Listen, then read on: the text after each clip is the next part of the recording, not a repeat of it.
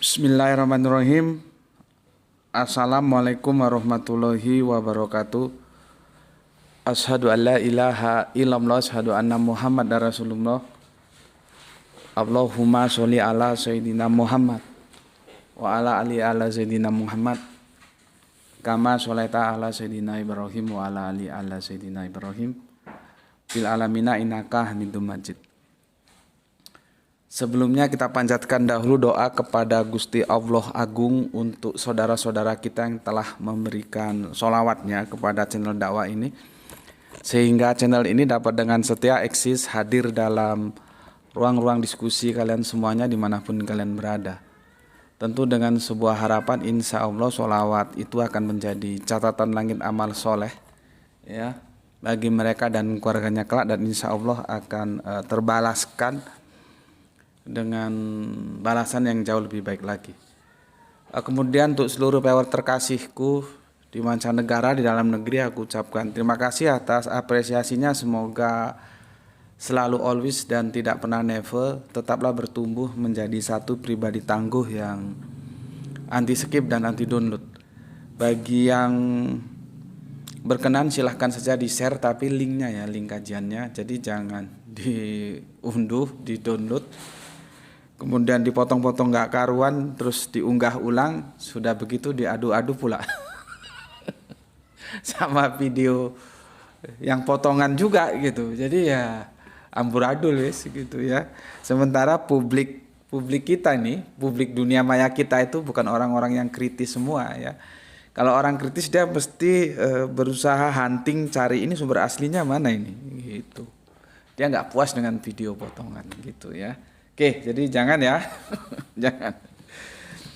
Oke, terima kasih semuanya untuk saudara-saudaraku yang ada di TikTok, ada di YouTube ya. Salam Isra, Islam rasional untuk kalian semuanya. Kita studi lagi, kita ngaji lagi, kita melanjutkan tajuk yang telah tertinggal beberapa hari ya. Ini sempat tertinggal, pergeseran Tuhan dari Yahudi ke Kristen ya. Karena kita mau berupdate supaya tidak out of date ya, tentang apa yang telah terjadi ya, peperangan antara Iran dan Israel ya. Kita disibukkan dengan peristiwa itu ya, dan kita sudah bahas ya. Tapi untuk yang dari Babilonia sampai ke Yerusalem tuh mohon dipersori, yang edisi regulernya tidak ada, tidak bisa diunggah oleh Grahito karena rusak videonya. Rusak. Jadi silakan lihat yang live saja ya, tentunya dengan kualitas audio dan video yang tidak sebagus yang reguler ya. Cuman daripada nggak ada ya, nggak tahu, mungkin HP-nya sudah minta adik ini ya, karena biasanya kalau sudah di atas satu jam gitu dia rusak videonya. Dulu enggak ya.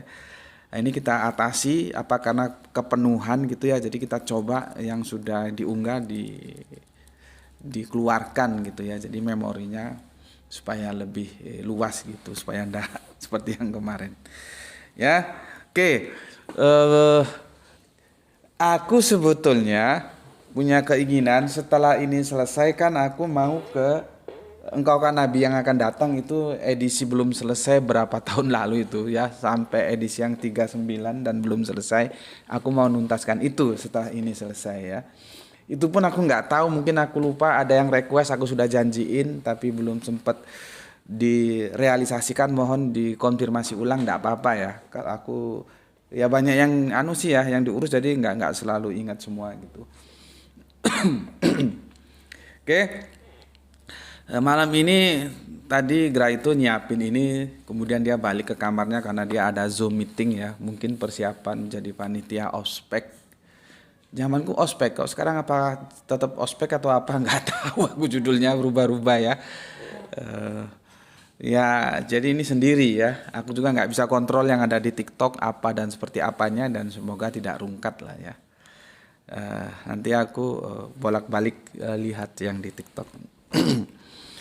Oke, disclaimer dulu, meskipun dulu kita sudah disclaimer, tentunya kajian kita pergeseran Tuhan Yahudi Kristen itu tidak menyangkut kepada saudara kita yang berpaham ya, yang masih mengatakan Allah yang tunggal, masih bertauhid ya. Sebagai contoh saudara kita dari Saksi Yehova, atau ya biasa mereka menyebut Yehova gitu ya, bukan Yahweh ya. Sebetulnya kalau dibaca itu Yahva bacanya itu ya. Kalau menurut aturan main Ibraniun itu Yahva ya, bukan Yehua. Yehua itu nanti terpengaruh budaya-budaya setempat ya. Saksi Yehova tentunya tidak masuk yang kita diskusikan. Terus Unitarian Kristen Tauhid juga tidak masuk ya. Ini yang tidak bertauhid, yang tidak tunggal gitu. Ini disclaimernya aku sampaikan supaya nanti tidak ada lagi komen-komen yang salah sasaran gitu. Oke. Malam ini kita akan fokus pada diksi ya. Ini seperti statistik ini. Kalau sudah di sini salah, maka berikutnya mesti salah. Pelan-pelan nih, belum sempat beli kacamatanya copot karena keinjek atau kemana ya. Malam ini kita akan mendiskusikan ini loh ya, ehad. Sebetulnya ehad ini yang mau kita diskusikan, ehad itu ya. Nanti yahadnya kita ya, kita bypass aja lah ya, karena yahad itu ditinjau dari feminim maskulinnya sebetulnya sama saja ya. Yahad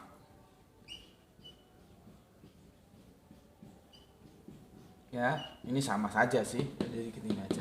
Ini cuman perbedaan feminim maskulin gitu ya. Kalau dalam lisanul Arabian kan benda-benda itu diperempuankan ya, mistarotun gitu ya.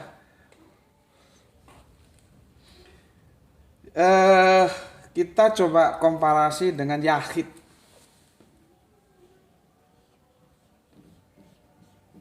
Yahid nih ya. Jadi malam ini kita lihat apakah pemahaman ehad itu bergeser. Ya. Ehadnya ini sebetulnya ya, bergeser enggak ya di dalam kekristenan. Gitu. Ya maybe yes bergeser, maybe no ya, maybe tidak ya. Coba kita kaji pelan-pelan aja ya.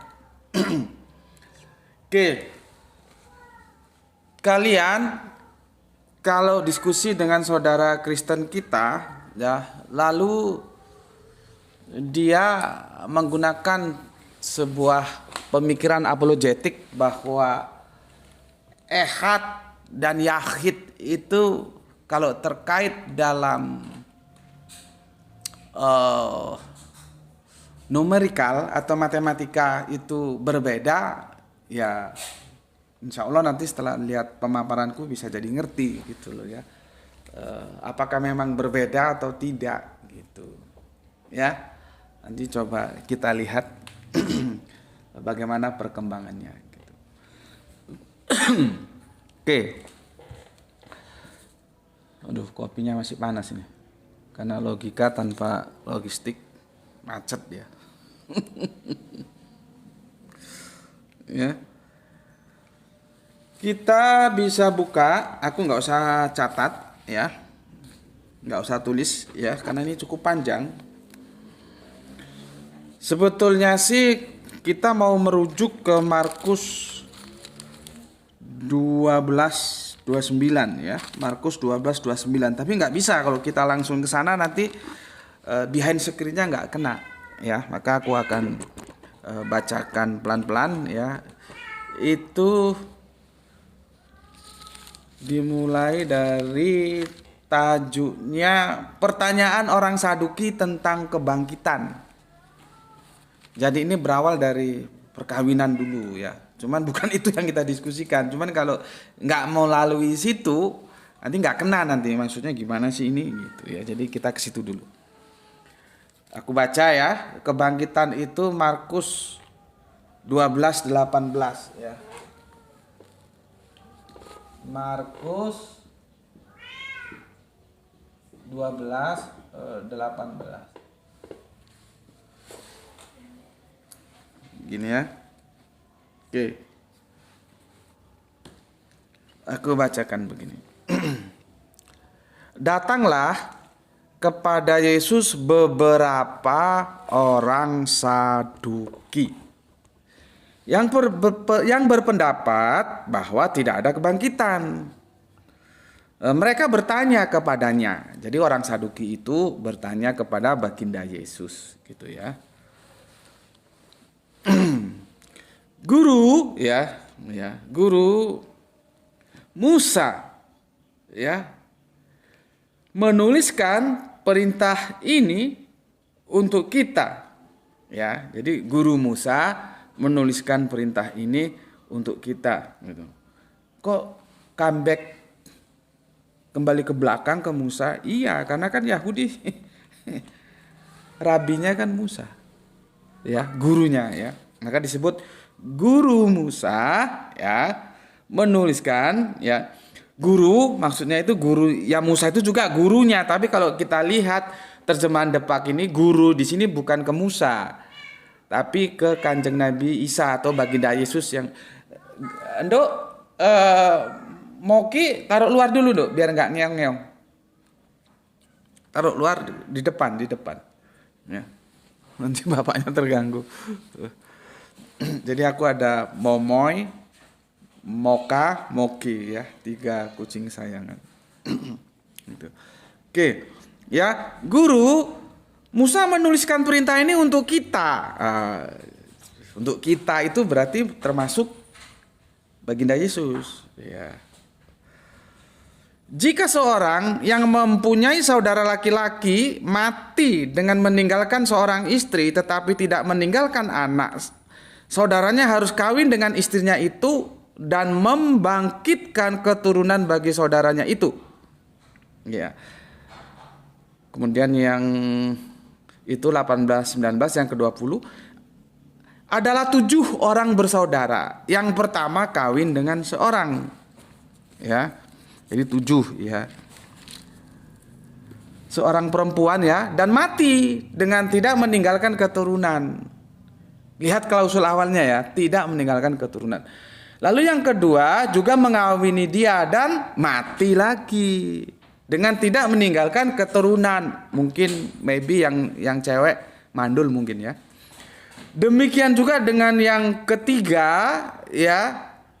Dan begitulah seterusnya sampai 7 mati semua gitu. Ya mungkin mandul yang perempuan, ya.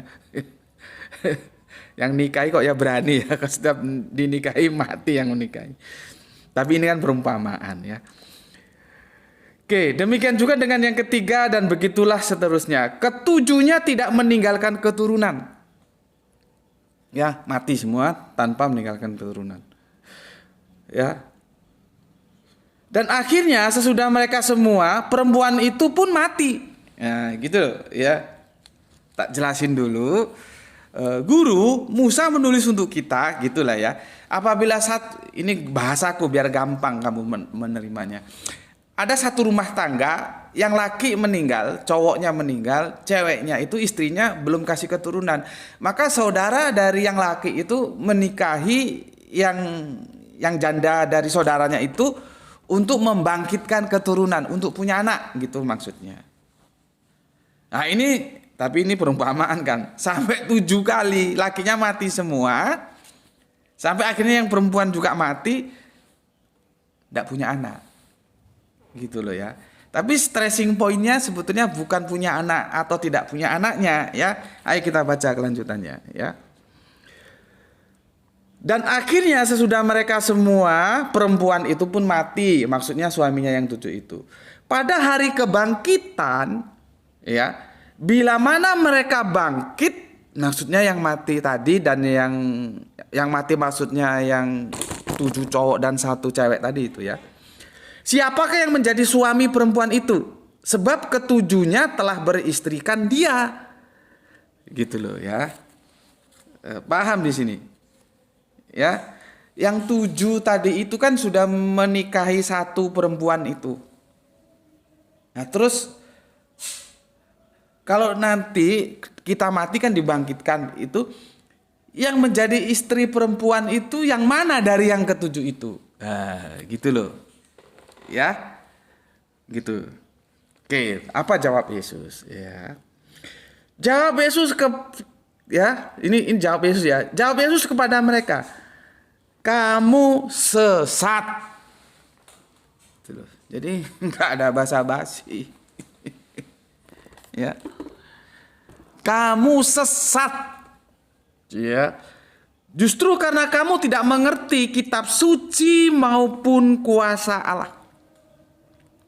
Berikutnya 25 ya. Sebab apabila orang mati bangkit dari antara orang mati, orang tidak kawin dan tidak dikawinkan, melainkan hidup seperti malaikat di surga. Gitu tuh ya. Jadi nggak ada kawin perkawinan. Nanti mungkin ada yang tanya, Gus gimana itu nanti kalau di kitab Wahyu mempelai wanita? Yesus kan sebagai mempelai wanita, semua orang Kristen. Yesus sebagai mempelai pria gitu. Nanti teman-teman saudara kita Kristen mempelai wanita gitu. Ya, itu nantilah kita kaji ya. Apakah perkawinan itu secara harafiah atau metafora gitu ya. Oke. Jadi Yesus menjawabnya, kalian itu sesat sebab orang dibangkitkan ya, orang bangkit dari antara orang mati itu orang tidak kawin dan tidak pula dikawinkan, melainkan hidup seperti malaikat gitu loh ya. Dan juga tentang bangkitnya orang mati, tidakkah kamu baca dalam kitab Musa? Nah, ini dikembalikan. Tadi Yahudi itu pegang kitab Musa, Kanjeng Nabi Isa juga pegang kitab Musa, kembalikan ke kitab Musa ya. Dalam cerita tentang semak duri, sebagaimana bunyi firman Allah kepadanya, Akulah Allah Abraham, Allah Ishak, Allah Yakub. Ia bukan Allah orang mati, melainkan Allah orang yang hidup. Kamu benar-benar sesat. Gitu loh. Ya. Jadi ini kan kita sudah kaji, Yesus itu 12 tahunan itu sudah jago diskusi ya, karena dia studi. Gurunya siapa? Ya ibunya. Ibunya siapa gurunya? Nabi Zakaria. Jadi ini F1 semua. Jadi kalau Yesus pintar ya karena dia hasil didikan bundanya. Bukan sekolah. Kok ada bilang dari usia yang hilang itu katanya pergi sekolah. Tapi kalau pendeta bilang sekolah ya sudahlah ya. Oke.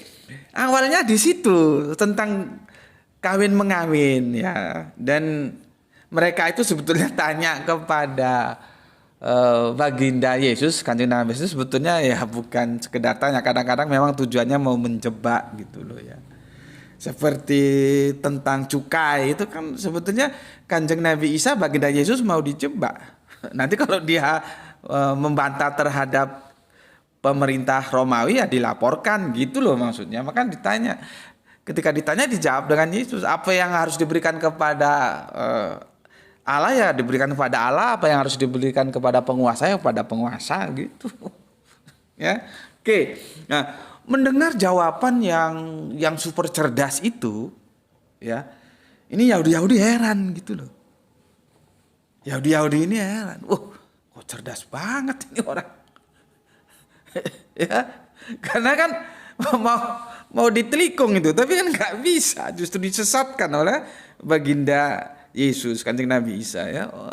Yahudi ini pada bingung, kok sesat? Ini biasanya diskusi ini di bait Allah ya, di bait Allah ya. Oke, maka akhirnya masuk ke nomor yang 28 dengan perikop baru yang dituliskan oleh LAI, hukum yang terutama. Ya. Oke. Karena penasaran nih ya, Lalu seorang ahli Taurat yang mendengar Yesus dan orang-orang Saduki bersoal jawab dan tahu bahwa Yesus memberi jawaban yang tepat kepada orang itu, datang kepadanya dan bertanya. Si ahli Taurat ini penasaran. Jadi salah satu karakter yang aku bilang bisalah untuk dicontoh dari orang-orang Yahudi Israel ini, ya. Mereka tidak gampang percaya, gitu. Ditanya dulu, dites dulu. Tapi yang jadi masalah ketika apa yang diragukan itu benar, mereka nggak ikut. Nah, itu yang nggak perlu dicontoh, gitu loh ya. Kalau dalam edisi Al-Quran kan sudah aku jelaskan ya. Mereka itu sami'na wa asoina. Tapi sami'na dulu.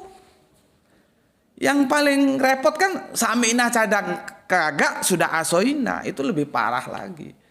Ini mendengar dulu, didengarkan dulu, tahu dulu, baru dia tidak mau. Ini ada yang belum dengar sudah nggak mau, itu kan repot itu. Itu geblek 7 turunan itu. Ya. Orang Yahudi itu sami'na dulu. Nanti akhirnya asoina, meskipun tidak semuanya tentu ya. Nah, kalau kita sebagai mengaku muslim, sami'na wa atokna, aku dengar dan aku taat. Artinya menuruti apa yang didengar itu, gitu. Bukan meninggalkan, gitu ya. Oke.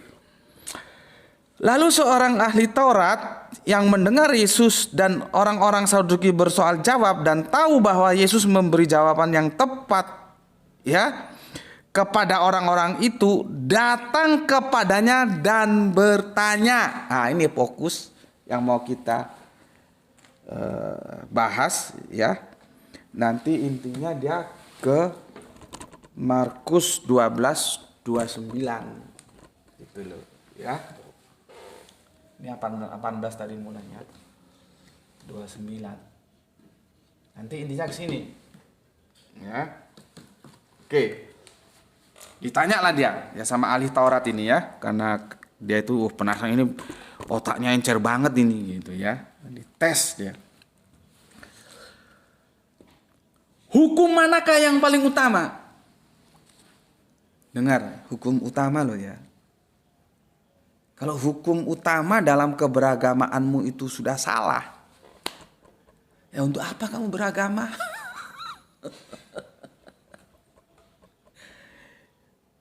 Kalau hukum utama saja sudah salah, lebih baik kamu nggak usah beragama daripada beragama tapi hukum utamamu salah.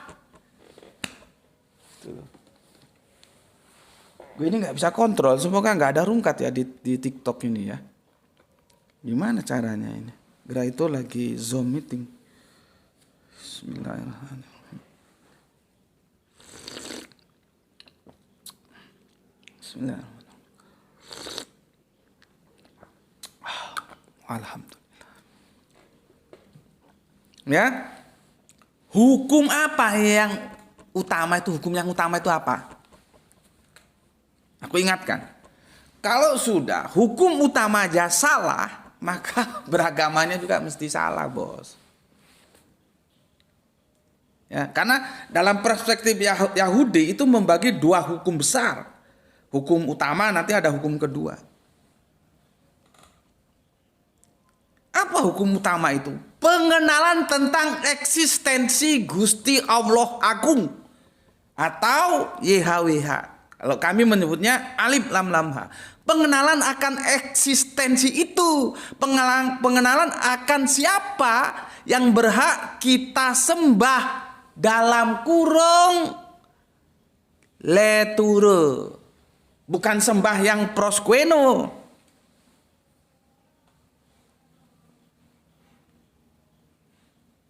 Karena nanti kacau, LA itu kacau nanti. Prosqueno ya sembah, leturo ya sembah. Yang baca goblok, nggak tahu. Oh, ini Yesus disembah, dia Allah.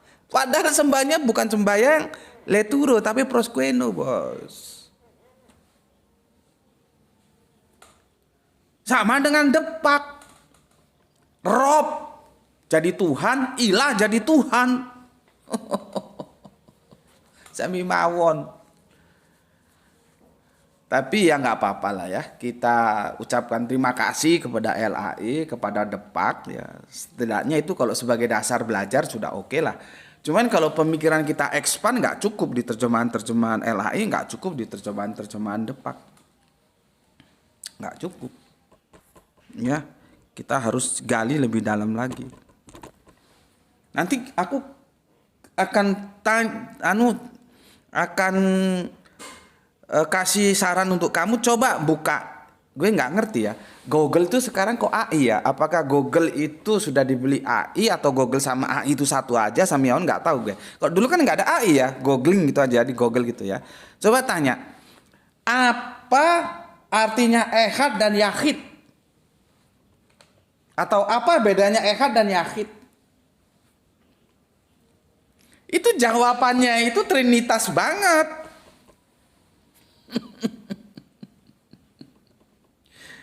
Jadi makanya ya, gue nggak tahu sekarang aturan-aturan kan berubah. Apakah sekarang masih begitu ya? Kalau kita menyusun karya ilmiah itu harus ada daftar pustaka dan itu buku, tidak boleh internet, tidak boleh AI, tidak boleh Mbak Google.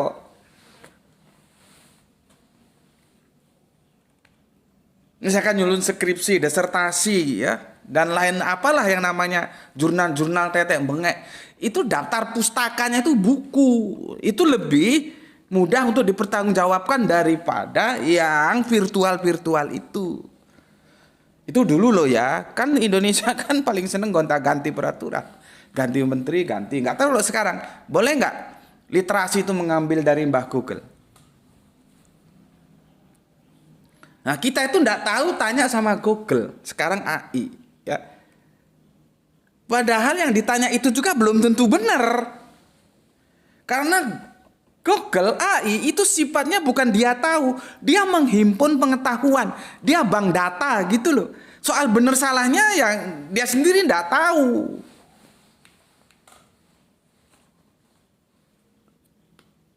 Artinya ketika kita mencari informasi ke dunia-dunia googling, dunia-dunia Mbah Google, dunia-dunia AI, dunia-dunia opo lagi nggak ru aku. Ya website ada yang bengek. Kalau kita juga nggak pinter, ya bisa keblangsak gitu loh ya. Aku ya kalau tanya sama AI apa ehad, apa yahid, itu jawabannya trinitarian banget, tritunggal banget. Tapi apakah AI bisa disalahkan? Ya enggak, karena AI itu menghimpun. Ya, tergantung dari mana dia menghimpun. Nah, aku jamin dia menghimpunnya dari cara pandang Tritunggal. Maka ehad dan yahid dibedakan. Sebagaimana orang-orang Tritunggal membedakan, gitu loh. Ya. Aduh, pelan-pelan dulu ya. Semoga TikToknya nggak rungkat dan terus terus di tap. Aku mau cek dulu, harus ke sana aku, karena aku nggak bisa kontrol dari sini ya. Oke.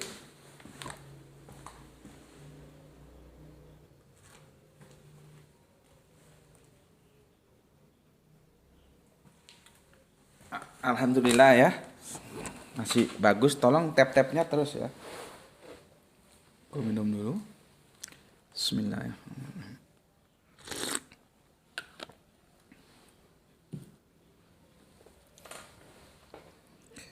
Ya pelan-pelan, semoga gampang dipahami ya. Semoga bisa dipahami. Oh sudah setengah jam, sudah 28 menit. Oke, kita lanjutkan ya. Ketika ditanya hukum mana yang paling utama, perhatikan ini hukum utama loh ya, jangan main-main.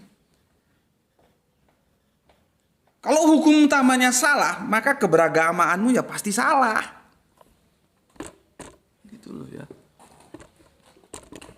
Oke. Jawab Yesus, hukum yang terutama ialah, dengarlah hai orang Israel, Tuhan Allah kita, Tuhan itu Esa.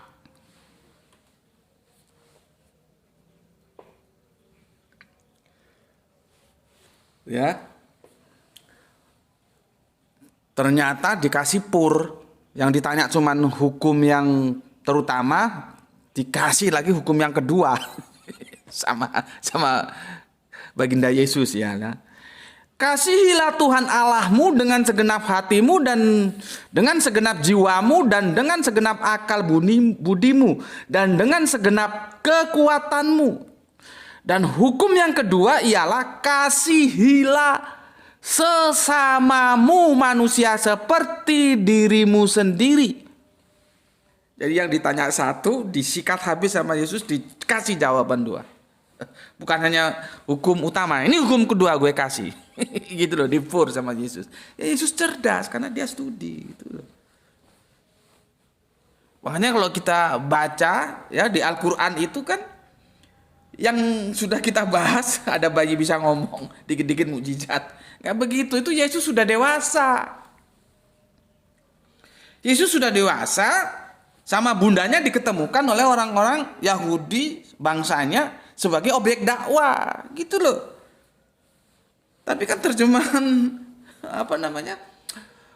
terjemahan Depak itu, aduh, gimana ya? Itu sudah beberapa tahun yang lalu, 2 atau 3 tahunan sudah kita bahas ya. Silakan cari bayi bisa ngomong itu dikit-dikit dongeng itu. Ya, nggak begitu. Membawa itu bukan digendong ini kayak arek cilik, nggak begitu. Kamu mau ulang tahun? Iya, dapat undangan, dapat ke tempat siapa?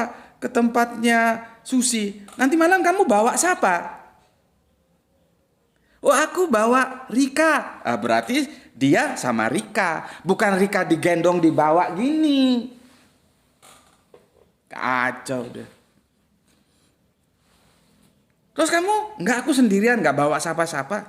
Terus kamu, aku bawa siapa ya? Bawa Ratna sajalah. Nah, berarti dia sama Ratna memenuhi undangan ulang tahun temannya kuliah, kira-kira gitu lah. Terus Ratna digendong gitu. Kan kacau.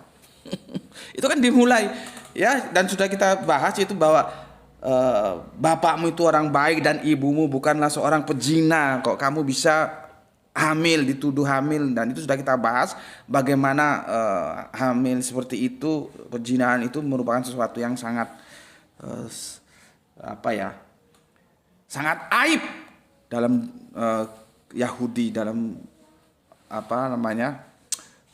peradaban Israel itu. Kita ini bahas Yahudi loh ya. Kalau kemarin yang perang itu kita bahas Zionis, harus dibedakan. Ya. Yang kita bahas, yang sedang perang sama Iran itu Zionis, bukan Yahudi. Makanya kalau ada beda pandang ya antara rabi-rabi Israel dengan pemerintahan Israel, karena memang beda. Ya, sekarang malam ini kita bahas Yahudi. Soal peperangan kemarin kita bahas Zionis, perspektifnya beda. Oke, ya. Setelah itu, apa kata orang Yahudi ini ya? Kata ahli Taurat ini. Lalu kata ahli Taurat itu kepada Yesus, tepat sekali guru, dan bahwa tidak ada yang lain kecuali Dia.